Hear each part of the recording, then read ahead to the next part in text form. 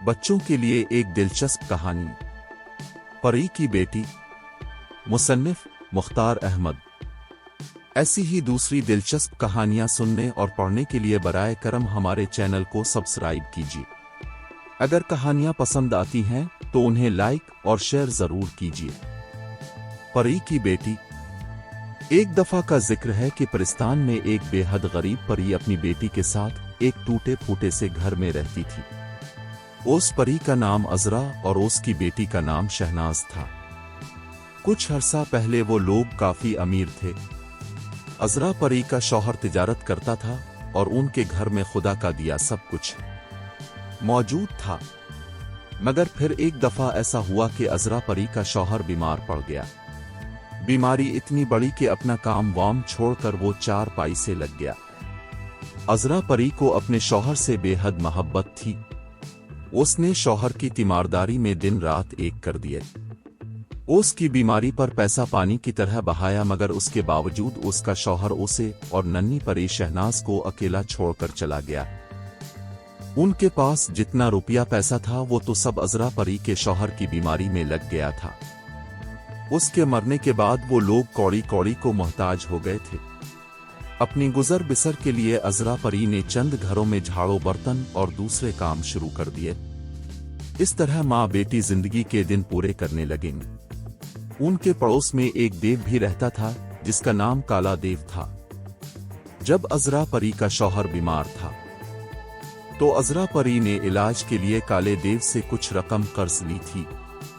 वो रकम अभी तक अदा नहीं हुई थी।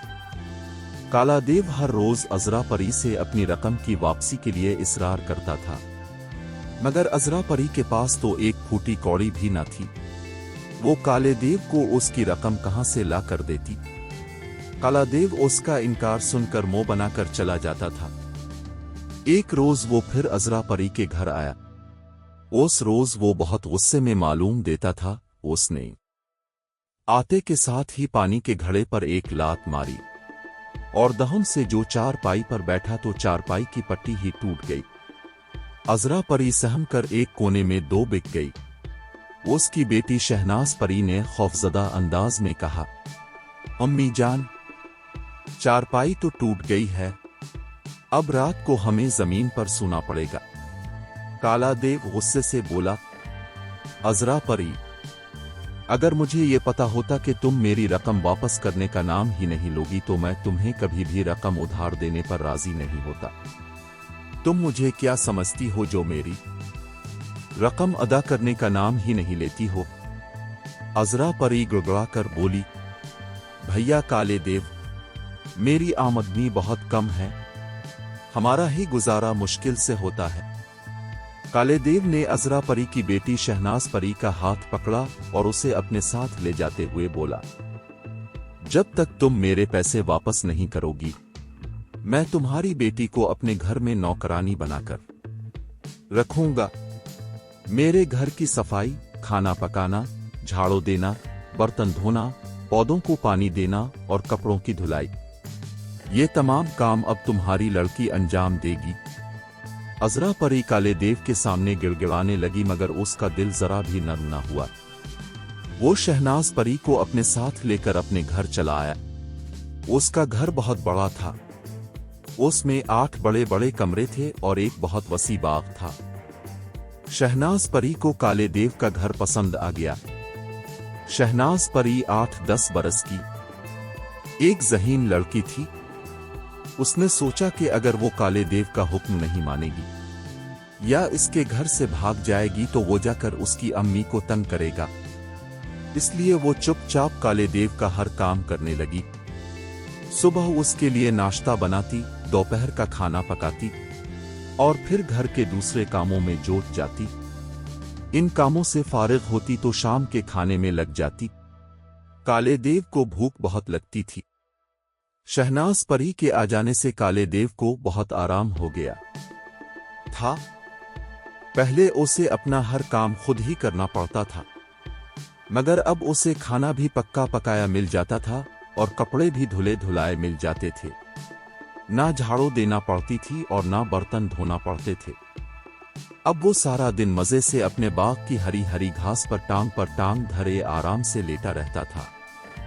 एक रोज वो अपने बाग में लेटा हुआ था कि अचानक ही उसकी नजरें खजूर के दरख्तों पर पड़ी। उन दरख्तों में खजूर लगे हुए थे और पक गए थे। पक्के हुए खजूरों को देखकर काले देव के मुंह में पानी भर आया। वो उठकर बैठ गया और फिर एक खजूर के दरख्त पर चढ़ने लगा। अभी उसने आधा फासला ही तय किया था कि अचानक उसका हाथ शहद की मक्खियों के छत्ते से टकरा गया। हजारों मक्खियां भिनभिनाती हुई उसकी तरफ लपकें। काला देव शहद की मक्खियों से बहुत डरता था। उन्हें अपनी तरफ लपकता देखकर उसके हाथ पांव फूल गए। उसके मुंह से चीख निकली और इसी घबराहट की वजह से उसके हाथों से दरख्त का तना भी छूट गया और वो धड़ाम से जमीन पर गिरा। उसके गिरने का धमाका बहुत जोर से हुआ था। शहनाज परी काले देव की फटी हुई कमीज सी रही थी। वो भी ये धमाका सुनकर चौंक पड़ी।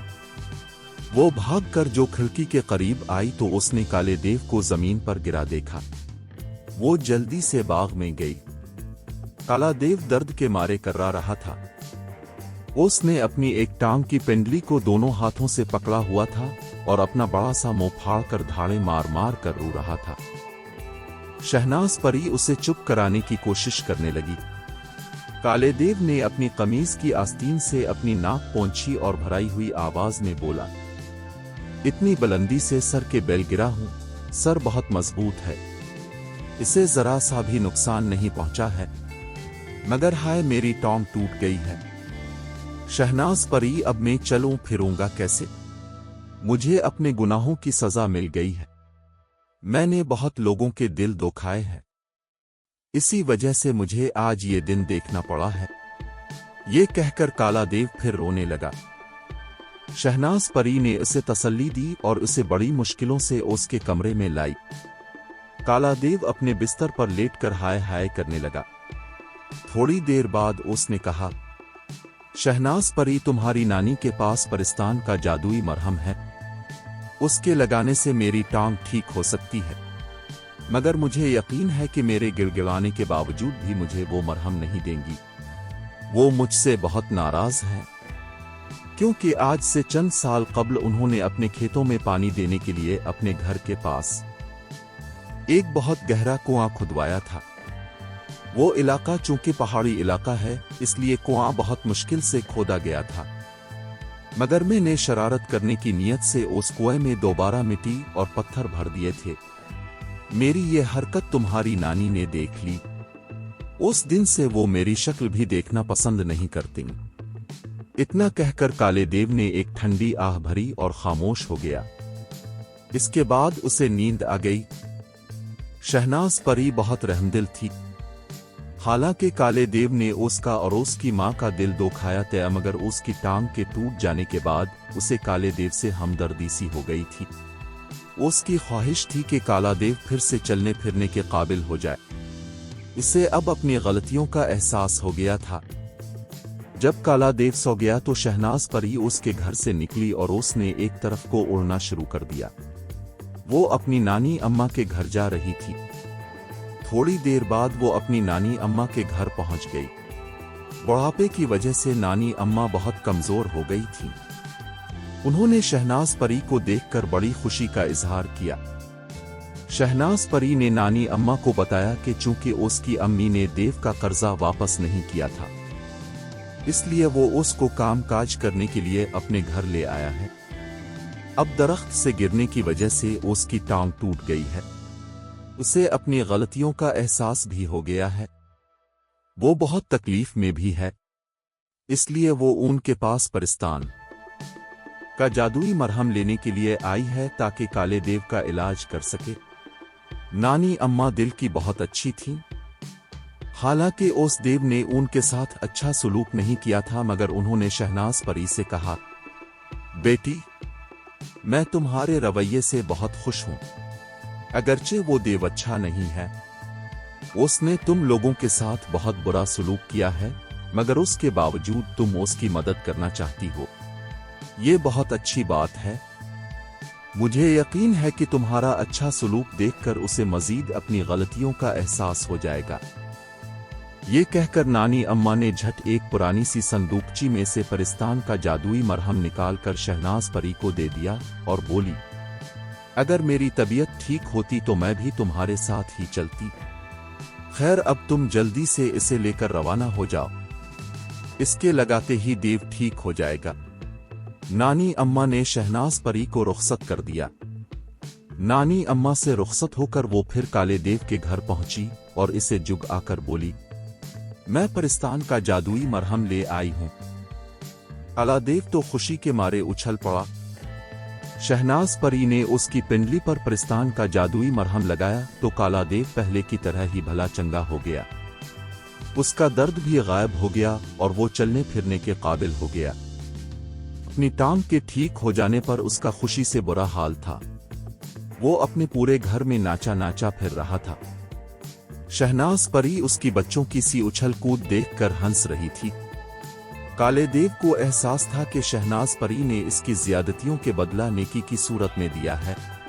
इसे अपने पिछले रवैया पर बेहद शर्मिंदगी होने लगी थी।